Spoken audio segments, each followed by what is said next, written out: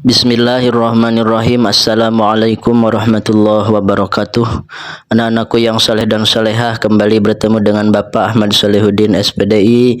Kita akan belajar kembali pendidikan agama Islam kelas 7. Dan yang akan kita bahas pada saat ini adalah tentang toharoh atau bersuci. Namun alangkah baiknya sebelum kita belajar, terlebih dahulu kita berdoa bersama-sama. Bismillahirrahmanirrahim. Rabbi zidni ilma warzuqni fahma waj'alni minas solihin. Ya Allah, tambahkanlah aku ilmu dan berilah aku kemampuan untuk memahaminya, dan jadikan aku termasuk golongan orang-orang yang soleh. Amin ya Allah ya Rabbal Alamin. Anak-anakku yang soleh dan solehah, pengertian toharoh itu menurut bahasa yakni bersuci atau bersih dan membebaskan diri dari kotoran dan najis. Kemudian pengertian toharoh menurut istilah menghilangkan hukum hadas untuk menunaikan sholat atau ibadah lainnya yang mensyaratkan untuk bersuci dengan air atau pengganti air atau disebut dengan tayamum. Anakku yang soleh dan solehah, ada beberapa dalil tentang toharoh, diantaranya adalah surat Al-Baqarah ayat 222. A'udzu billahi minasy syaithanir rajim. Bismillahirrahmanirrahim.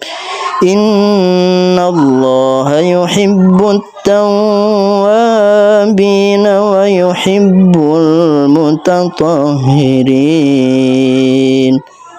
Sesungguhnya Allah menyukai orang-orang yang bertaubat dan menyukai orang-orang yang bersuci. Kemudian hadis yang diriwayatkan oleh Imam Muslim, at-tahuru syatrul iman, bahwasanya bersuci itu adalah separuh daripada iman.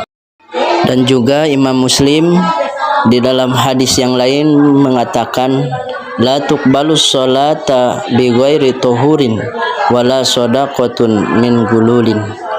Tidaklah diterima salat tanpa bersuci dan tidak pula sedekah dari gulul.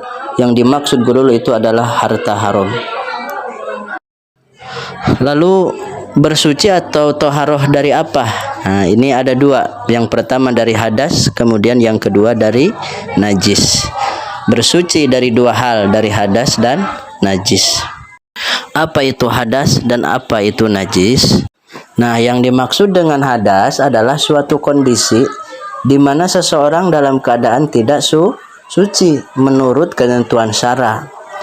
Kemudian hadas dibagi menjadi dua macam. Ada hadas kecil dan ada hadas besar. Apa itu hadas kecil? Hadas yang merupakan penyebabnya adalah hal-hal seperti berikut: keluarnya sesuatu dari dubur atau anus dan kubul atau kemaluan, menyentuh dubur dan kubul dengan telapak tangan, hilang akal karena tidur atau penyakit ayan, epilepsi, gila, dan mabuk. Kemudian bersentuhan antara kulit perempuan dan laki-laki yang bukan muhrim dan sudah akil baligh.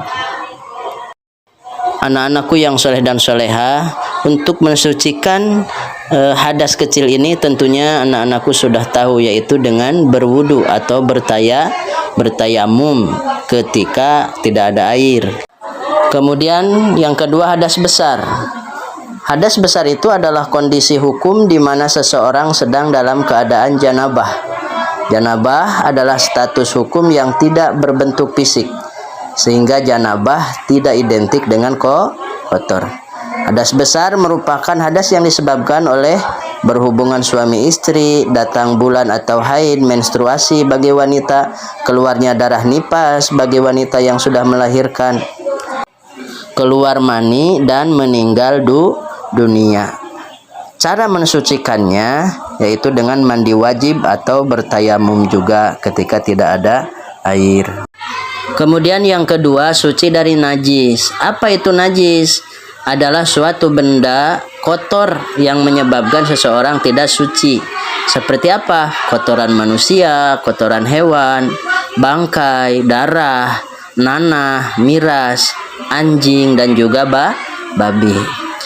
Ada 3 jenis macam najis. Yang pertama, najis muhopapa atau najis ringan. Kemudian yang kedua, najis mutawasito, kategori najis sedang. Dan 3, najis mughaladoh, yaitu najis yang berat. Kemudian apa yang dimaksud dengan najis muhopapa? Najis yang tergolong ringan. Contohnya air kencing bayi laki-laki yang usianya belum mencapai 2 tahun dan belum makan atau minum apa-apa kecuali ASI. Bagaimana cara mensucikannya najis muhopapa ini? Cukup dipercikan air yang suci pada tempat yang terkena najis. Kemudian yang kedua, najis mutawasito, najis yang tergolong sedang. Seperti apa contoh najis yang masuk kepada najis ini? Nanah, darah, kotoran manusia, kotoran binatang, muntah, bangkai, minuman yang memabukkan. Najis mutawasitoh ini ada 2 bagian. Ada najis mutawasitoh ainiyah, ada najis mutawasitoh hukmiyah. Najis ainiyah yaitu najis yang dapat diketahui dengan indera, seperti warna, bentuk, bau, atau rasa. Kemudian bagaimana cara menyucikannya? Yaitu dengan dicuci pakai air mengalir sampai hilang warna, bentuk, bau, dan rasa. Yang kedua, najis hukmiyah, najis yang tidak ada bentuknya, tidak ada warna, bau, atau rasa. Cara mensucikannya, dicuci dengan air yang mengalir tanpa harus hilang warna, bentuk, dan bau, rasa dan baunya, karena hal itu tidak nyata.